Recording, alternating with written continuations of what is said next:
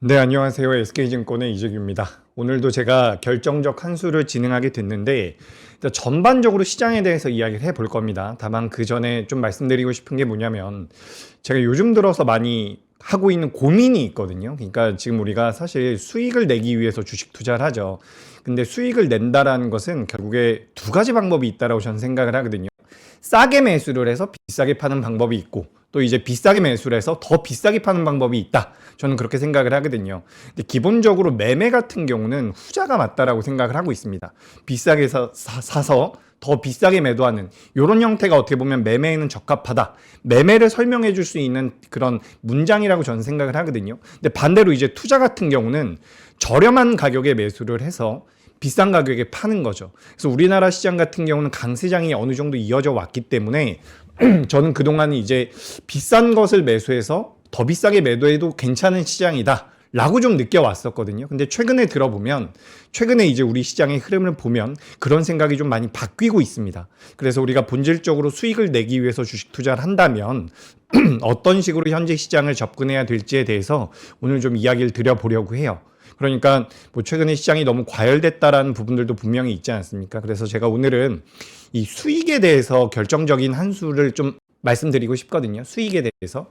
지금 시장이 많이 올라왔기 때문에 일단 제가 뭐 우리 방송에서 코스피가 좀 더 좋을 것입니다. 이런 말씀들 많이 드려왔었고, 뭐 삼성전자와 SK하이닉스 조정받으면 뭐 매수 관점이 맞을 것 같습니다라는 말씀 많이 드려왔는데, 제가 어제 오늘 좀 이런 생각이 많이 듭니다. 그러니까 우리가 본질적으로는 수익을 내기 위해서 주식 매매를 하는데 지금은 달려 올라가고 있는 말보다는 이제 움직이는 말을 좀 공략하는 게 맞지 않을까 그런 생각이 좀 들거든요. 우리 종합주가지수가 지금 5200, 5300까지 올라와 있는 상태입니다. 여기에서 우리 시장이 6000포인트를 가고 6500포인트를 간다라고 하더라도 우리가 그 기대 수익률이라는 부분들이 있거든요. 그래서 지금 내가 어떤 종목을 매수했을 때 우리가 예를 들어 가지고 지금 시장 자체가 반도체 업황이 좋다 보니까 반도체 종목인 삼성전자와 SK하이닉스를 매수했을 때 만약에 주가가 5%가 올라갈 만한 여력이 있다. 라고 한번 가정을 해보죠. 근데 예를 들어가지고 현대제철 같은 경우는 15%가 올라갈 만한 여력이 있다라고 한다면 우리는 둘 중에 현대제철을 선택할 가능성이 높습니다. 하지만 지금 시장 같은 경우는 어떻게 보면 그동안 많이 못 올랐었던 자금들이 변동성을 보이면서 제가 말씀드린 것처럼 그동안 못 움직였던 어떻게 보면 상승 여력이 많은 기대 수익률이 높은 쪽의 종목군들이 굉장히 탄력적으로 움직인다라고 볼 수가 있거든요. 우리가 지금 종합주가지수 기준으로 6,000포인트까지 올라간다라고 하더라도 어떻게 보면 종합주가지수 기준으로 지금 10% 정도가 올라갈 수 있다는 부분인데 최근에 소비주나 유통주나 그동안 시장에서 부각받지 못했던 기업들 같은 경우는 일주일 동안, 2주일 동안 20%씩, 30%씩 올라갔거든요. 우리가 지금 종합주가지수에다가 ETF를 가지고 투자한 것보다는 어떻게 보면 그동안 많이 못 움직였었던 그리고 저평가되어 있었던 종목군들을 볼만한 이유가 있다라고 생각이 돼요. 제가 방송 서두에 이런 말씀 드렸잖아요. 저는 기본적으로 주가라는 것은 수급의 힘이라고 생각을 하고 있습니다. 수급의 힘이라고 생각하고 있기 때문에 거래 대금이 들어오지 않는 기업들 같은 경우는 언제 움직일지 모른다라고 저는 생각을 하거든요. 그렇기 때문에 매매의 관점으로 본다면 수급이 강하게 들어와서 거래가 많이 붙고 주도 섹터라고 할 수 있는 종목들이 치고 나갈 때 그 비싼 가격에 매수하더라도 더 비싸게 매도한다라는 관점으로 저는 투자 관점을 보고 매매 관점을 보고 있었는데 그런 매매 방식이 어떻게 보면 현재 시장에 맞아 떨어졌다고 전 생각을 하고 있었는데 요 며칠 흐름을 보니까 그게 아닌 것 같아요. 그래서 우리가 기본적으로 주식이라는 것은 저렴한 가격에서 비싼 가격에 파는 거잖아요. 가격적인 메리트가 있어야지 매수가 잘 나가는 부분이 있거든요. 근데 최근에 자금이 들어온 종목군들 같은 경우는 가치가 있어요. 일단 기본적으로 가치 있는 기업들, 저PBR 기업들의 자금이 들어오고 있습니다. 그래서 우리가 과거에는 제가 뭐 얘기가 좀 꼬였는데 기본적으로 과거에는 전 거래 대금이 많이 붙는 기업들이 매매를 하기 좋다라고 생각을 했었거든요. 근데 지금 같은 경우 그리고 이제 과거에는 또 어떤 생각을 했었냐면 저PBR 기업 같은 경우는 저PBR인 이유가 있다라고 생각을 했어요. 그러니까 거래도 안 붙고 시장에서 외면받고 있고 저평가되어 있는 기업들 같은 경우는 그럴 만한 명분이 있다라고 생각을 했거든요. 근데 최근 이제 우리나라 시장이 달라지고 있는 게 뭐죠? 정책적인 모멘텀들이 계속해서 붙고 있다는 겁니다. 추가적으로 뭐죠? 우리 방송에서도 제가 몇 차례 말씀드렸던 것처럼 유동성이 붙고 있다는 부분이에요. 유동성이 붙고 있고 정부에서 정책적으로 저평가되어 있는 기업들을 어떻게 보면 재평가하기 위한 이런 구조적인 변화가 진행되고 있는 과정이기 때문에 저평가되어 있는 기업들이 지금은 어떻게 보면 앞서 말씀드렸다시피 비싸게 사서 더 비싸게 파는 것보다는 저렴하게 사서 비싸게 팔 수도 있다라는 거죠. 우리가 이런 것들을 기대 수익률이라고 이야기를 많이 하거든요. 제가 올해 들어오면서 어떤 말씀을 많이 드렸냐면 우리 지금 삼성전자와 SK하이닉스가 연간 기준으로 굉장히 좋은 모습이 나왔거든요. 삼성전자가 연간 기준으로 지금 38%가 올라왔고요. SK하이닉스 같은 경우도 지금 뭐 제 HTS 보여주셔도 좋습니다. SK하이닉스 같은 경우는 연간 기준으로 32%가 올라왔거든요. 근데 우리가 그 아랫단에 있는 현대차도 한번 보도록 하겠습니다. 현대차가 연간 기준으로 71%가 올라왔어요. 그리고 뭐 최근에 변동성은 좀 상대적으로 안 좋게 나오고 있지만 몇몇 기업들 한번 봐볼까요? KB금융 한번 봐보도록 하겠습니다. KB금융 같은 경우는 연간 기준으로 몇 프로가 올라왔냐면 31%가 올라왔습니다. 삼성전자와 SK하이닉스가 우리나라 시장을 완전히 지배하고 있는 것 같고 시장에서도 그 이야기를 많이 하고 있는데 그 외의 종목군들 같은 경우도 지금 자금이 충분히 들어오고 있다는 거예요.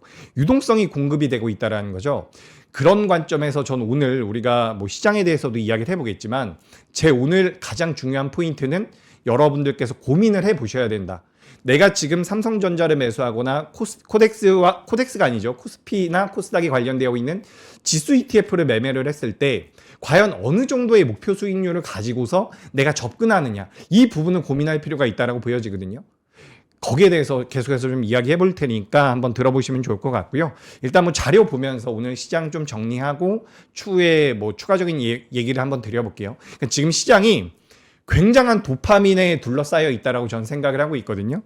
굉장히 큰 도파민에 둘러싸여 있기 때문에 여러분들께서도 거기에 익숙해지실 수가 있는데 지금 그거 아닌 것 같아요. 제가 좀 조심하자라는 말씀은 평소에도 많이 드리지만 지금은 유독 제가 이 이야기를 좀 강조하고 싶거든요. 그 말씀을 드려보도록 하겠습니다. 자, 일단 미국 같은 경우는 다우존스가 0.1% 올라왔고요. 나스닥은 마이너스 0.59%, S&P 500 같은 경우는 마이너스 0.33%. 그리고 뭐 WTI 같은 경우 뭐 달러 인덱스 이런 것들 한번 체크해 보시면 좋을 것 같고요. 환율은 전반적으로 변동성이 별로 없었다라고 보시면 좋을 것 같습니다. 그리고 여기 특징이 있는데 이거 은행주 등 시총 상위주 강세 잘못된 겁니다. 은행주는 급락이 한번 나왔죠. 새벽에 마감된 미증시에서 은행주는 급락이 나왔으니까 제가 이거를 좀 수정을 해드리고 싶고요. 전반적으로 미증시가 그렇게까지 좋지는 않았습니다. 그래서 우리나라 시장에 대한 우려감도 있었는데 제가 이제 우리나라 시장에 대해서는 2주 전부터 이런 이야기들을 많이 하고 있어요. 제가 원래는 우리 3프로에서 예전에 이제 명앵커님이 저한테 바이오맨이라고 불러주면서 제가 코스닥 쪽에 대해서 좋은 인사이트를 드리려고 많이 노력을 했었죠. 그래서 이제 코스닥도 좋을 것이고 제약바이오도 좋을 것입니다라는 이야기들을 많이 드리다가 제가 얼마 전부터는 코스피가 좀 더 유리합니다라는 말씀을 많이 드리고 있어요. 오늘 같은 경우도 장 초반에는 코스피가 좀 더 좋은 모습을 보였지만 결국에는 코스피가 좀 더 안정적인 모습을 만들어내면서 마무리가 됐거든요.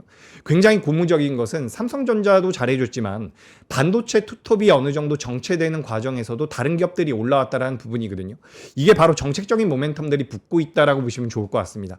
그 아랫단에 있는 기업들의 EPS 상향치 같은 경우도 지금 조정이 좀 되고 있기 때문에 전반적으로 전 여전히 코스피가 좀 더 매력적일 수 있다라고 생각을 해요. 다만 우리가 여기서 고민을 해볼 부분이 그래 반도체 좋다 이거야. 종합주가지수 좋다 이겁니다. 근데 어쨌든 내가 주식을 매매하고 수익을 내기 위해서는 이 수익률이라는 거를 고민을 안 할 수가 없거든요. 내가 지금 우리나라 종합주가지수 6,000포인트 간다라고 생각이 돼서 5,300포인트에서 매수를 했습니다. 종합주가지수 ETF로 매수했다라고 한번 가정을 해보죠. 그럼 지금부터 10%가 올라간다라는 거죠. 10%가 올라가는 그 목표를 내가 달성하기 위해서 지금 시장에서 내가 지수 추종 매매를 하는 게 맞느냐 여기에 대한 고민이 필요하다는 거죠. 그동안 시장에서 정말 올라오지 못했었던 현대제철이 만약에 지금부터 변동성이 나오는데 이 종목이 앞으로 뭐 2달 동안 3달 동안 변동성이 나오면서 예를 들어서 20%가 올라간다라고 한번 해보죠. 그렇다라고 한다면 지금 지수 ETF와 현대제철을 비교해 봤을 때는 현대제철이 유리할 가능성이 있다는 겁니다. 무슨 얘기인지 아시겠죠? 제가 왜 계속 했던 말을 또 하냐면 이 초보 투자자분들이 많이 시청을 하시더라고요. 그래서 제가 좀 이해하시기 편하게 몇 차례 말씀드리는 거니까 좀 양해를 구하고요. 전반적으로 이제 시장이 코스피가 여전히 좋다라는 부분, 다만 코스피가 좋은데 그래서 여기서 얼마나 더 갈 건데 여기가 이제 포인트라고 저는 생각을 하거든요. 그래서 그 부분에 대해서도 계속해서 한번 말씀드려보도록 하겠습니다. 자, 일단 오늘 제가 메인 내용으로 준비한 건 이거거든요. 시총 상위주가 여전히 재밌는 직구 시장이다. 제가 우리 시장에 대해서 이런 직구라는 단어를 과거에는 별로 안 썼는데 최근에 많이 쓰는 것 같아요. 우리나라는 되게 솔직한 시장입니다. 최근에. 실제로 우리나라가 오늘 장 초반만 보더라도 시가총액 상위 종목군들의 주가 흐름이 굉장히 좋았거든요. 오늘 보시면 코스피 같은 경우는 500 종목이 상승을 했고요. 하락 종목이 350 종목입니다. 그리고 코스닥 같은 경우는 817 종목이 상승을 했고요. 844 종목이 하락을 했거든요. 코스닥 같은 경우는 하락 종목이 더 많았다라는 거예요. 근데 종합주가지수 코스피 같은 경우는 1% 정도가 올라왔죠. 왜 그럴까라고 생각을 해보면 상승하는 종목이 많았다는 것도 있지만 시가총액 상위주들이 좋았다라는 겁니다. 그래서 지금 시가총액 상위 종목군들로 자금이 들어가고 있는 그런 어떻게 보면 직구, 변화구나 약간의 그런 잡기술이 필요한 시장이 아니라 그냥 직구 시장이라고 저는 표현을 하고 있거든요. 요런 시장입니다. 그래서 오늘 뭐 현대차도 좋았고 기아도 좋았고 뭐 KB금융이나 전력기기 쪽으로 HD, 현대일렉트릭도 변동성이 잘 나왔는데 잘 나오는 과정에서 코스닥 같은 경우도 오늘 뭐 에이프릴 바이오가 상한가에 들어갔고요. 뭐 그와 관련되어 있는 기업들이라든지 같이 엮일 수 있는 ETF 쪽으로 자금이 들어오면 움직임이 나올 수 있는 종목들도 변동성이 좀 나왔거든요. 장 초반에 현대 움직이면서 로봇 관련주들도 변동성이 나왔고 원전 쪽 같은 경우도 최근에는 중소형주들이 변동성을 많이 보이고 있습니다. 근데 전반적으로 이제 우리 시장을 정리를 해보면 여전히 대형주들이 유리하다라는 거예요. 그리고 추가적으로 밑에 보시면은 350조 시장 등극한 ETF라고 되어 있는데 350조라는 규모 자체가 굉장히 크죠. 그렇기 때문에 ETF의 영향력이 우리나라 시장을 많이 좌지우지하고 있다고 보시면 좋을 것 같습니다. 아셨죠? 여기까지 좀 간단히 정리를 해보시면 될 것 같고 제가 이제 우리 방송에서 지난 방송 때 요거 한번 보여드렸죠. 전 지금 우리나라 시장이 첫 번째는 AI 패권 전쟁, 요 반도체 슈퍼 사이클이 많은 영향을 준다라고 보고 있고요. 두 번째는 트럼프와 머스크입니다. 그리고 세 번째는 국내 정책에 대한 정책 방향성이죠. 어떻게 보면 저는 오늘은 우리나라 시장에서 요 세 번째 게 가장 큰 영향을 미쳤다라고 생각을 하거든요. 정책과 관련되어 있는 부분. 요 부분이 뭐 우리나라 소비주들이나 유통주들에 대한 그런 구조적인 변화를 뭐 14년 만에 가져온다라고 하잖아요. 4년인가요? 4년 만에 어쨌든 이 산업 자체의 구조를 변경할 수가 있다라고 하니까 그런 부분들로 인해서 정책 모멘텀이 붙는 기업들의 변동성이 최근에 좀 잘 나오고 있다라고 보시면 좋을 것 같습니다. 아셨죠? 그래서 저는 이거예요.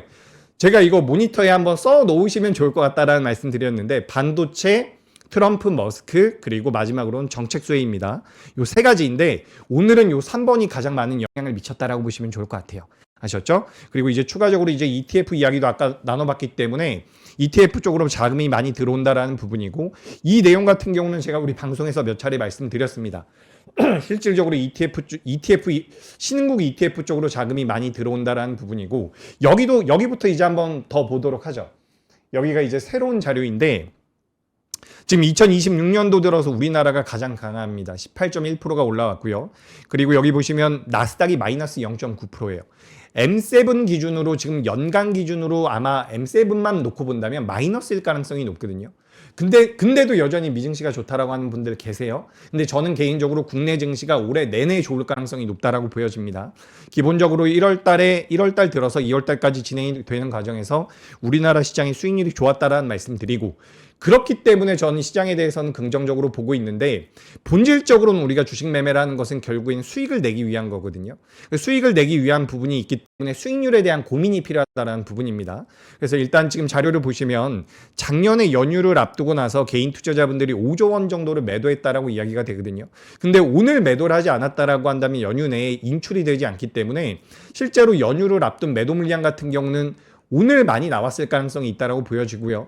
이제 투심을 고려해 본다라고 하면 다음 주에 어쨌든 불확실성이 있기 때문에 불확실성을 회피하고자 하는 물량들은 내일과 모레도 나올 가능성이 높겠죠. 근데 어찌됐건 간에 이렇게 좀 매도가 나올 수 있다라는 부분을 우리가 어느 정도 인지할 필요가 있습니다. 근데 이건 기관이나 외국인들 같은 경우도 비슷한 포지션을 가져갈 가능성이 있으니까 참고를 해 보시면 좋을 것 같고요. 요건 이제 지난 시간에 제가 보여드렸던 부분이죠. JP모건에서 우리나라 시장이 뭐 6,000포인트, 7,000포인트까지 갈 수 있다. 이런 이야기들을 했다라는 내용입니다. 그런 부분들 좀 체크해 보시면 좋을 것 같고 추가적으로 뭐 캐펙스 투자라든지 여러 가지 내용들이 있어요. 근데 여기서 제가 오늘 시장에서 부각됐었던 업종에 대해서 말씀을 드리면서 아까 전에 서두에 말씀드렸던 것처럼 수익률에 대한 고민을 한번 같이 해보자고요. 아셨죠? 일단 지금 화면에 있는 것은 뭐냐면 우리나라와 그 이머징 국가입니다. EM이 이머징 국가 신국이라고 보시면 좋을 것 같은데 forward PR 우리가 앞으로 12개월 동안 예상이 되고 있는 PR을 당겨와서 계산을 해봤을 때 평균적으로 이머징 국가들의 에버리지 여기 평균이 요 라인이거든요. 요 라인. 근데 지금 우리나라 같은 경우는 여기 하단에 있습니다. 여전히 하단에 있다라는 거죠. 어떻게 보면 저평가되어 있다라는 부분이거든요. 그러니까 우리가 지금 삼성전자와 SK하이닉스 두 기업이 연간 기준으로 300조 정도의 영업이익이 나올 가능성이 높다라는 분석이 나와요. 그런 부분들을 고려해 본다면 삼성전자와 SK하이닉스를 우리가 버릴 필요는 없고 안 좋다라는 이야기도 절대 아닙니다. 하지만 전반적으로 삼성전자와 SK하이닉스가 탄탄한 수익성을 만들어 준다면 시장 자체는 저평가로 우리가 볼 수가 있다라는 거죠. 일단 저평가라는 이야기를 한 번 더 드려보고요. 그리고 여기 보시면 아시겠지만 요거는 제가 개인적으로 어떻게 생각을 하고 있느냐 한번 말씀드려볼게요. 10년 평균을 기준으로 봤을 때 삼성전자와 SK하이닉스 합산 시가총액의 비중이 전체 시장에서 코스피 시장에서 10년 평균이 24% 정도 되거든요. 그리고 최근 3년 평균이 26% 정도가 되는데 지금 어느 정도까지 올라와 있느냐? 삼성전자와 SK하이닉스의 시가총액 합산 비중이 코스피 내에서 38%까지 올라와 있거든요. 굉장히 많이 올라와 있죠. 그래서 이제 삼성전자와 SK하이닉스가 빠질 것이냐 아니면 다른 종목들의 시가총액을 올려놓으면서 비중이 맞춰지느냐 전 이게 관건이라고 생각을 하거든요. 근데 제가 며칠 전부터 좀 우리 시장에 대해서 느끼고 있는 게 그동안 정말 못 올랐었던 종목군들로 자금이 넘어가고 있어요. 원래는 저 PBR 기업이라고 한다면 명분이 있었습니다. 이건 저 PBR 기업인 이유가 있었어. 예전엔 그렇게 생각을 했는데 지금은 그렇지 않다라는 거예요. 어쨌든 정부에서 강하게 푸시를 하고 있는 부분들이 있기 때문에 저평가 기업들 같은 경우도 자금이 들어오면 갑니다. 오늘도 보셨죠? LG전자 우리 시청자분들께서도 많이 관심을 가지고 계실 텐데 사실 이제 저도 이제 방송에서 LG전자 이야기하거나 요런 기업들, LG그룹주들 언급을 하면 LG그룹주는 매매하는 게 아니다라는 말씀도 저도 많이 들었거든요. 근데 LG전자 한번 제가 기업 분석 간단하게만 한번 봐볼게요. 제가 감기가 좀 걸려가지고 죄송합니다. 근데 여기 LG전자 한번 보도록 하겠습니다. LG전자가 시가총액이 16조거든요. LG전자 시가총액이 16조인데 연간 벌어들이고 있는 영업이익이 물론 연결 기준이지만 3조가 넘어갑니다. 3조가 넘어가는 영업이익을 만들어내고 있는 LG전자가 17조의 시가총액을 가지고 있다는 것은 어떻게 보면 현저한 저평가라고도 우리가 볼 수가 있거든요. 근데 그동안은 LG전자가 저평가 받는 이유가 있었다고. 근데 지금은 어때요? 지금은 유동성이 공급이 되고 있는 상황이기 때문에 자금이 좀 몰리면 주가가 가파르게 올라갑니다. 제가 우리 방송에서도 그렇고 3프로TV에서 많이 말씀드리고 있는 부분이 만약에 삼성전자가 2% 올라가면 2%만 올라갈 것 같지가 않습니다.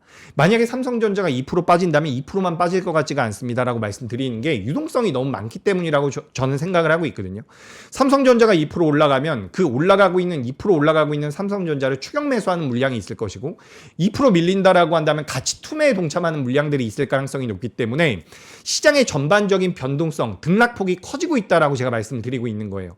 근데 그런 과정에서 지금 시장에서 가장 중요한 것은 유동성이 공급되고 있다는 관점으로 볼 필요가 있다는 거죠.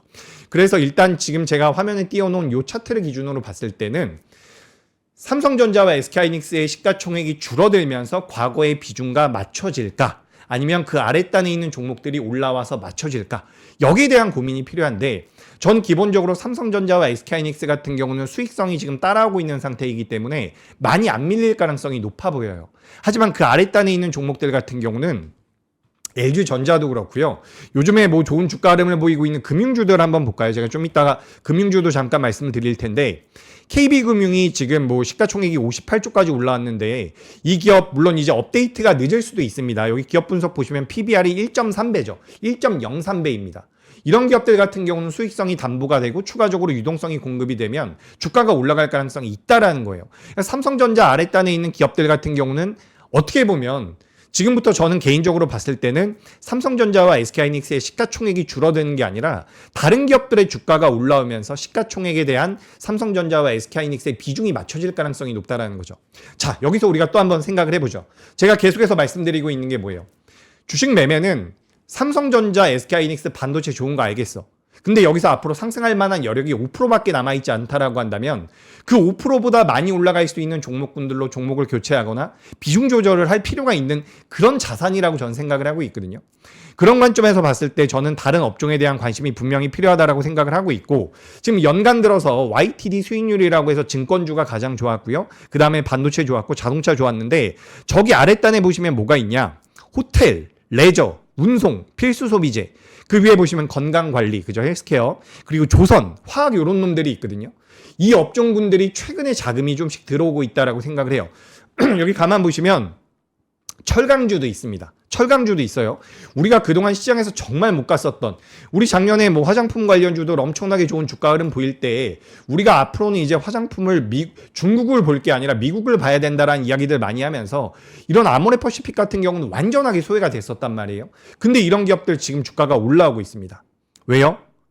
저평가되어 있으니까. 매수하기 저렴하다라고 생각이 되니까. 추가적으로 유동성이 공급이 되고 있기 때문에 이런 자금들이 들어오고 있다라고 저는 보여지거든요. 그렇다라고 한다면 삼성전자나 SK하이닉스나 반도체 업황이나 종합주가지수가 10% 올라갈 때 이런 종목들은 좀 더 올라갈 수 있는 기대 수익률이 높다라는 관점으로 지금 시장을 접근할 필요가 있다라는 거죠. 제가 이 ADR 같은 경우도 항상 보여드립니다. 지금 코스피는 119까지 올라와 있는 상황이 코스닥 같은 경우는 109까지 올라와 있는데 지금 종목별로 이제 많이 올라와 있는 기업들이 많다는 거예요. 저도 지금 고객분들 만나면 저한테 무슨 이야기 하시냐면 나 좀 저렴한 거, 저평가되어 있는 기업들 매매하고 싶다라는 말씀을 많이 하시거든요. 너무 올라가 있는 건 좀 무섭다라는 말씀을 하시는데 대표적으로 지금 우리나라 시장에서 좋은 모양새를 만들어 갔었던 기업들 같은 경우는 지금 거의 다 올라와 있어요. 근데 여기서 내가 5%를 먹자고 지금 따라 들어가느냐, 아니면 좀 늦더라도 내 순서가 돌아오는 것을 기다려 보느냐, 전 이게 지금 현재 시장에서는 가장 중요하다고 생각을 하거든요. 그래서 저는 여러분들께서 그런 거에 대한 고민이 필요하다는 말씀을 좀 드리고 싶고, 거기에 대해서 제가 은행주와 지주와 LG그룹과 원전과 전력설비, 오늘 전반적으로 변동성이 많이 나온 쪽인데 여기에 대해서도 좀 말씀을 드려보도록 하겠습니다. 자, 일단 이거예요. 우리가 뭐 은행주들도 그렇고 지주사들도 그렇고, 오늘 지주사도 굉장히 좋은 주가 흐름 나왔죠. 뭐 SK 같은 경우도 많이 올라왔고요. 뭐 LS 같은 경우도 주가 흐름이 잘 나오고 있고요. 뭐 최근에 한진칼 같은 경우도 주가가 한진칼은 많이 올라오진 않았네요. 제가 좀 착각을 했는데, 이렇게 지주사 같은 경우도 지금 자금이 많이 들어오고 있거든요. 지주사 같은 경우도 어쨌든 자사주를 많이 보유하고 있고, 정부에서 정책적으로 자사주 의무 소각에 대한 내용들이 나오고 있기 때문에 이런 부분들이 부각이 되고 있다라고 보시면 좋을 것 같습니다. 은행주도 마찬가지죠. 그래서 지금 우리나라 시장은 큰 관점에서 세 가지 모멘텀을 가지고 움직인다라고 보시면 좋을 것 같은데, 지금 은행과 지주 같은 경우 어떻게 보면 3차 상법 개정에 관련되어 있는 수혜를 받을 수 있다라고 보시면 좋을 것 같아요. 2월 말이나 3월 초에 처리를 목표로 하고 있다라는 내용들이 나오고 있죠. 이 부분들을 고려해 보자고요. 근데 지금 가만 생각을 해보면 은행주와 지주사가 과연 저렴할까? 가격 자체가 쌀까라고 생각을 보자라는 거죠. 과거엔 이렇게 저렴한 기업들이 주가가 못 움직였는데 지금은 유동성이 공급이 되고 있기 때문에 이런 기업들 같은 경우는 저는 개인적으로 더 움직일 가능성이 높아 보입니다. 지금 KB금융이 이렇게 올라왔어요. 이렇게 올라오면 이제 더 못 갈 것이다 라고 생각을 하거든요. 근데 기본적으로 그렇게 생각하시는 게 틀렸다라는 게 아닙니다. 하지만 지금 구조적인 변화가 우리나라 시장에서 나오고 있단 말이에요. SK하이닉스와 삼성전자가 5% 올라갈 때 KB금융은 10% 올라갈 가능성이 전 높아 보여요.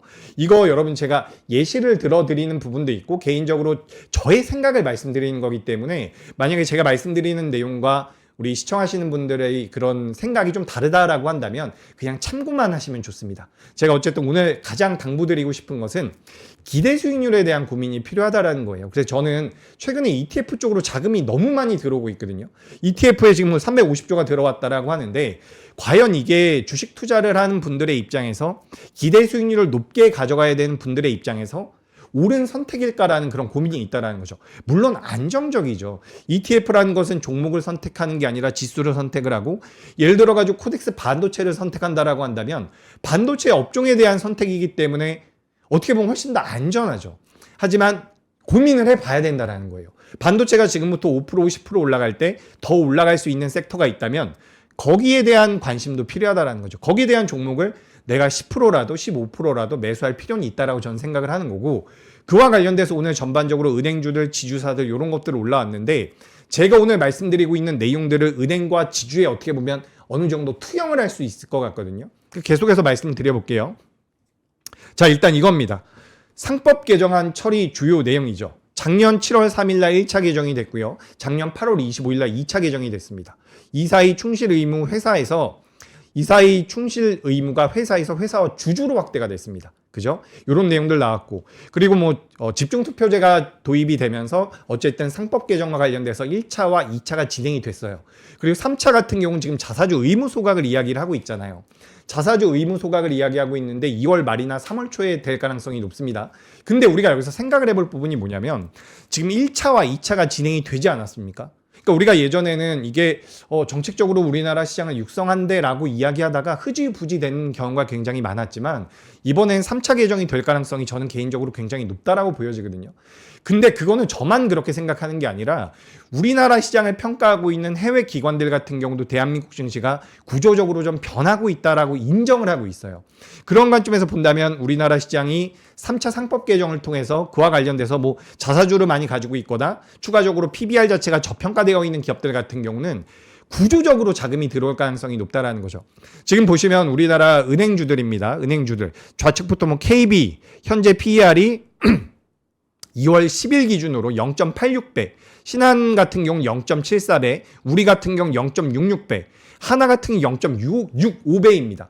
근데 예전엔 제가 이게 이해가 됐습니다. 왜냐하면 성장할 만한 모멘텀이 없었고 저평가되어 있는 상태에서 무언가 유동성이 풍부하게 공급이 되지 않았기 때문에 저평가될 만한 명분이 있었다라는 거죠. 하지만 지금은 제가 말씀드리는 것처럼 시장에서 정책적으로 계속해서 푸시를 넣어주고 있는 상황인데 이것도 한번 보도록 하죠. 지금 은행 업종의 평균 PBR을 보시면 아시겠지만 2006년도 7년도에는 지금보다 훨씬 더 높았어요. 우리나라 같은 경우도. 그리고 최근 들어서 이렇게 우상향을 어느 정도 만들어내고 있는데 여기 그 우측도 한번 봐보시죠. 지금 일본 같은 경우는 은행 업종 전반적인 PBR이 1.6배 수준입니다. 대만 같은 경우는 2배거든요. 2배. 근데 이제 우리나라 한국 같은 경우는 아직까지 0.8배가 넘어서지 않고 있어요. 제가 정확하게 계산은 못 해봤지만 0.7배 정도 나오는 걸로 알고 있거든요. 0.7배? 그렇다라고 한다면 뭐 0.9배 수준까지 올라온다라고 하더라도 20%에서 30% 정도의 상승 여력이 남아있다는 거죠. 왜냐? 시장의 유동성이 공급이 되고 있으니까. 그렇다라고 한다면 지금 저는 개인적으로 반도체 좋게 보고 있습니다. 근데 반도체가 유리할까, 은행이 유리할까라고 한다면 은행이 뒤처질 것 같진 않다라는 거예요. 그러니까 여러분들께서도 매매를 하실 때 이 기대 수익률에 대한 고민이 필요하다라는 말씀 드려봅니다. 아셨죠? 그래서 은행 같은 경우는 결국에는 배당을 계속해서 늘린다라는 이야기, 주주환원을 확대하겠다라는 내용들, 이런 내용들 계속해서 나오고 있다라고 보시면 좋을 것 같고 기본적으로 이제 4대 금융지주가 주주환원을 계속해서 하고 있다라는 거예요. 자사주를 매입하는 방법도 있고요. 배당을 하는 방법도 있습니다. 최근에 은행주들 같은 경우는 감액 배당을 하겠다라는 이야기가 나오죠. 우리가 배당은 대체적으로 내가 영업을 해서 벌어들인 돈에서 배당을 이렇게 나눠준다라고 생각을 하는데 감액 배당이라는 것은 예를 들어가지고 내가 원래 가지고 있었던 수익금에서 어떻게 보면 잉여 자금에서 배당을 해주겠다라는 부분이거든요. 최근에 이제 분리과세에 관련되어 있는 부분들까지 시장에서 부각이 되면서 관련되어 있는 기업들의 변동성이 나오고 있는데 저는 이 기업들이 사실 지금 시장에서 개인 투자자분들이 선호하는 성격의 기업들은 아니라고 보여지거든요. 저도 가끔씩 이제 채팅창을 읽어보면 가장 많이 여쭤보시는 게 제약바이오, 그 다음으로 여쭤보시는 게 반도체 소부장 이런 거거든요. 근데 실질적으로 우리가 기대 수익률을 고려해 본다면 그동안 많이 못 올랐던 쪽에 대한 관심이 필요하다라는 거죠. 그래서 이런 말씀을 한번 드려보고 제가 이거를 자료를 좀 찾아보려고 했는데 많이 안 나오더라고요. 지금 제가 화면에 띄워놓은 자료는 2025년도 5월달 자료입니다. 제가 나중에 기회가 되면 다시 한번 최신 자료로 가지고 와서 말씀드릴게요. 일단 뭐 삼성 이건 체크만 하시라고 올려드린 거예요. 제가 이거 가지고 뭐 설명할 건 아니고 삼성, 뭐 SK 그리고 현대차그룹, LG그룹 이렇게 제가 자사주를 보유한 기업들을 좀 담아놨는데 공교롭게도 이런 기업들의 주가 흐름이 상대적으로 잘 나오고 있죠. 그래서 이런 부분들 체크해 보시고 추가적으로 이것까지 한번 말씀드려볼게요. 상장사 자사주 보유 비율 추이가 지금 2.5% 정도까지 책정이 되고 있어요. 작년 10월달, 작년 중순쯤의 기준입니다.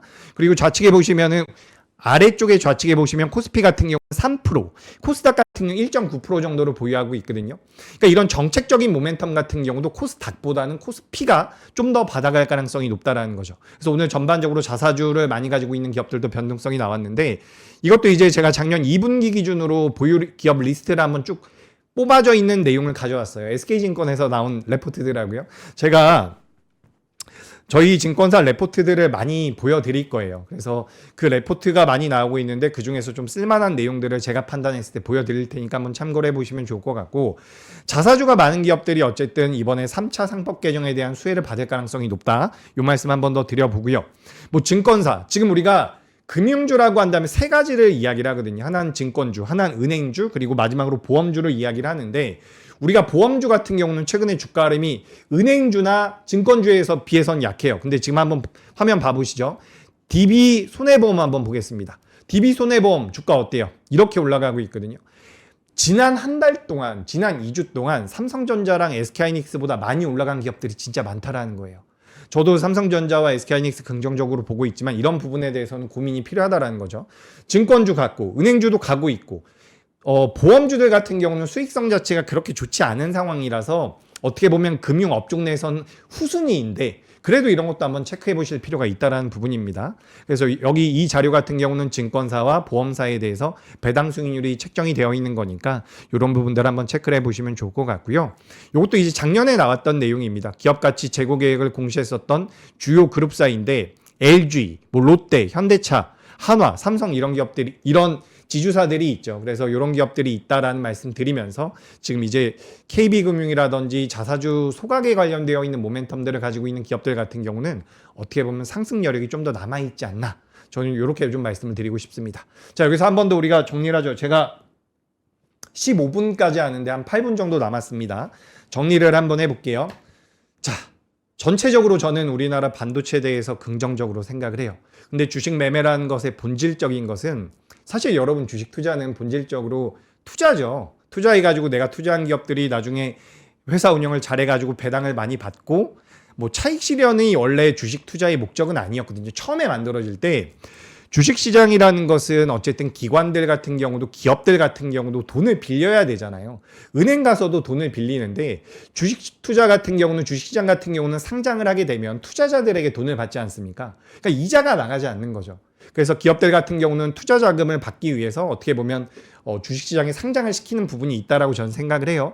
그렇기 때문에 우리가 배당 쪽 같은 경우도 굉장히 중요한 포인트인데 지금 대체적으로 주식 투자라는 분들의 명분이라기보다는 목적은 매매 시세 차익이잖아요. 시세 차익. 좀 더 저렴하게 매수해서 올라왔을 때 주가를 파는 이 시세 차익에 대한 목적이 있는데 우리가 생각을 해보자고요. 두 가지라고 저는 생각을 해요. 이거는 뭐 제가 약간 개똥 철학 같기도 하죠. 싼 데서 매수해서 비싼 데 파는 거는 저는 투자라고 생각을 하고 있고요. 비싸게 매수해서 더 비싸게 매도하는 것은 저는 매매라고 생각을 하거든요. 근데 지난 몇 달 동안, 3개월 동안, 6개월 동안은 저는 매매가 잘 통하는 시장이었다라고 생각을 해요. 아까 전에 제가 직구라고 표현하지 않았습니까? 신고가를 경신하고 올라가고 있는 종목들. 예를 들어가지고 오늘 LG전자 같은 기업들. 전 더 올라갈 수 있다라고 생각을 하거든요. 이런 기업들에 대한 매매가 적합한 시장이었다라고 한다면 지금부터 이제 좀 더 고민을 해봐야 되는 게 내가 원래 오른손만 가지고 매매를 했다라고 한다면 왼손에는 투자의 관점으로 매매할 수 있는 종목들을 보유할 필요가 있다는 거예요. 그게 뭐죠? 저렴한 기업들, PBR들이 여전히 싼 기업들. 과거에는 PBR이 싼 기업들은 그 이유가 있었는데 뭐 예를 들어가지고 현대차 싼 이유가 있었죠. 제조업체라는 한계가 있지 않았습니까? 현대건설 싼 이유가 있었죠. 건설 업종에 대한 성장성 자체가 결여되어 있다는 판단이 있었습니다. 수익성이 많이 좋지 않다라는 부분이었죠. 근데 이런 기업들이 최근에 주가가 리밸런싱이 아니고 뭐죠 이게 우리나라 말로? 리레이팅, 그러니까 재평가되는 가장 큰 이유가 뭐예요? 현대차는 로봇이라는 성장 밸류가 붙었고 현대건설 같은 경우는 원전이라는 밸류가 붙었죠. 근데 지금 우리나라에서 또 저렴하게 거래가 되고 있는 PBR이 낮은 기업들 같은 경우는 정책 모멘텀과 유동성이라는 모멘텀이 붙고 있다는 거예요. 그렇다라고 한다면 내가 지금 시장에서 한 달 후에 두 달 후에 내가 보유한 종목과 삼성전자와 SK하이닉스가 뭐가 더 많이 올라갈까라고 생각을 한다면 물론 메인 섹터는 저는 여전히 수익성이 따라오고 있는 반도체가 맞다라고 보지만 다른 쪽에 대한 관심도 필요하다라는 거예요. 지금 완전히 시장에서 은근히 올라오고 있는 종목들 많이 있거든요. 제가 아모레퍼시픽도 많이 말씀드렸잖아요. 아모레퍼시픽 같은 경우도 많이 말씀드렸고 최근에 이제 변동성이 나오는 기업들이 많이 있습니다. 현대제철 같은 경우도 우리 모두 다 덮어놨거든요. 이런 기업들도 변동성 나오고 있고 오늘은 심지어 롯데케미칼 같은 경우도 올라오기 시작을 했거든요. 우리 의류 관련주들 정말 안 봤잖아요. 한섬 같은 경우도 올라오고 있고요. 근데 이런 기업들 중에서 모두가 간다라는 게 아니에요. 만약에 우리가 연휴가 지나고 나서 오늘 혹은 연휴 기간 동안 무언가 매크로적인 문제가 터진다라고 한다면 다 같이 밀리면 전 여전히 반도체가 매력적일 수 있다라고 보여져요. 근데 반도체가 밀리지 않고 시장이 밀리지 않고 어느 정도 플랫하게 누워버리면 기대 수익률을 고민할 필요가 있다는 거예요.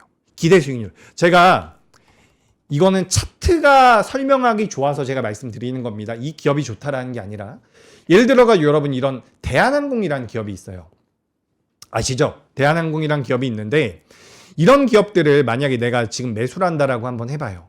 이런 기업은 주가가 이렇게 예를 들어서 추세대를 깨고 내려가는 이런 자리에서 내가 손절을 하겠다라고 마음을 먹고서 접근을 하면 사실 부담이 없는 가격대거든요. 근데 주가가 많이 올라온 기업들이 있습니다. 뭐 최근에 뭐 반도체 소부장들 변동성이 많이 나왔으니까 예를 들어 가지고 우리가 전공정이라든지 반도체, 특히 삼성 쪽에 대해서 대장주라고 이야기하는 원익 IPS 같은 기업들을 한번 봐볼게요. 이런 기업들 같은 경우는 어때요? 이런 기업들 같은 경우는 주가가 많이 올라온 상태이기 때문에 만약에 밀림이 나온다면 낙폭이 순간적으로 커질 수가 있다는 거죠. 그걸 내가 버텨낼 수 있고 비중 조절을 할 수 있다라고 한다면 저는 괜찮을 것 같아요. 근데 우리가 고민을 해보자라는 거죠. 만약에 우리나라 종합주가지수를 한번 봐보도록 하겠습니다. 우리나라 코스피 한번 보죠. 오늘도 여러분 코스피에서 대형주들이 굉장히 좋았거든요. 근데 코스피 한번 보겠습니다. 지금 신고가 영역까지 거의 다 올라왔어요. 근데 우리가 지금 5,300포인트인데 여기서 6,000포인트 간다라고 한번 해보자는 거죠.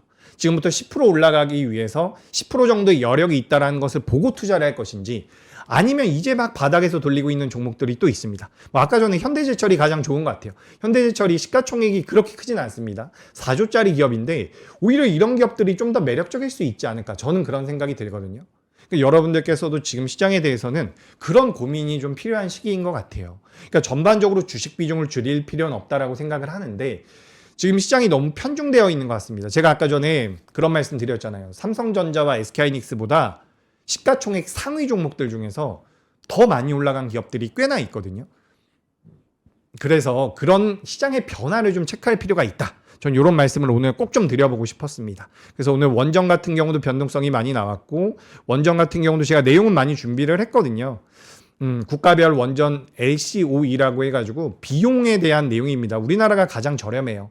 그러니까 원전을 만들어서 이제 사용하고 나중에 거기에 대한 발전 비용을 전반적으로 계산을 해봤을 때 우리나라가 굉장히 저렴하고 미국 같은 경우도 우리나라한테 조선도 해달라 그러고 원전도 해달라 그러는데 지금 원전을 가장 먼저 해달라고 이야기가 되고 있죠. 그래서 이런 기업들 같은 경우도 메리트는 있어요. 근데 저 PBR이라든지 그동안 많이 못 올라왔었던 종목들 혹은 많이 올라갈 만한 여력이 있는 종목들에 대한 관심이 필요하다라는 그런 말씀을 좀 드리고 싶습니다. 뭐 중국인이 19만 명이나 온다라고 해요. 여기 인바운드 추이를 보면 중국에서 일본으로 가는 인원들이 많이 줄어들고 중국에서 한국으로 들어오는 인원들이 늘어나고 있거든요. 그래서 우리가 이런 부분들을 제가 하나하나 다 말씀을 드리고 싶은데 일단 시간이 거의 다 됐기 때문에 요거까지만 좀 말씀을 드려볼게요. 우리나라가 주가 흐름 기준으로 봤을 때 좋았던 연도, 그러니까 2025년도에도 좋았고 2026년도도 좋은 상황인데 2025년도에 좋았다라고 한다면 2026년도에는 실제로 소비 관련주들이 좋았다라는 과거의 이력이 있습니다. 주가라는 게 과거를 답보하진 않지만 우리가 어쨌든 시장이 먼저 움직이고 그 다음에 실물 경기가 따라온다라고 보시면 좋을 것 같거든요. 그런 관점으로 본다면 지금 소비주들이나 유통주들이나 최근에 변동성을 많이 보이고 있는 기업들 같은 경우도 저평가되어 있는 기업일 경우에는 제가 이마트 잠깐만 보여드려 볼게요. 저도 이제 시간이 부족하네. 우리 장렬 본부장님도 시간이 맨날 부족하다고 하시던데 이마트 한번 보겠습니다. 이마트 지금 PBR이 몇 배냐면 0.31배예요.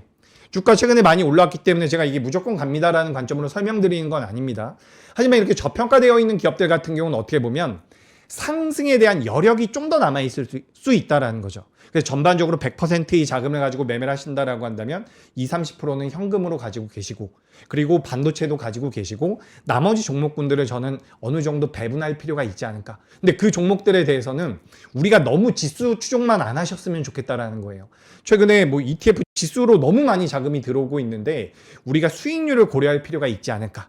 그래서 저평가되어 있는 기업, 상승할 만한 여력이 많은 기업들, 그리고 만약에 시장이 깨진다라고 하더라도 많이 안 밀릴 만한 기업들을 좀 보시는 게 어떨까. 전 오늘 요 말씀을 꼭 좀 드리고 싶었습니다. 그래서 우리가 본질적인 걸 잊지 말자고요. 결국에는 그래도 가격 메리트가 있는 기업들을 사서 보유를 하면 순환매 장세에서 수익이 날 수 있는 시점이라고 보여지거든요.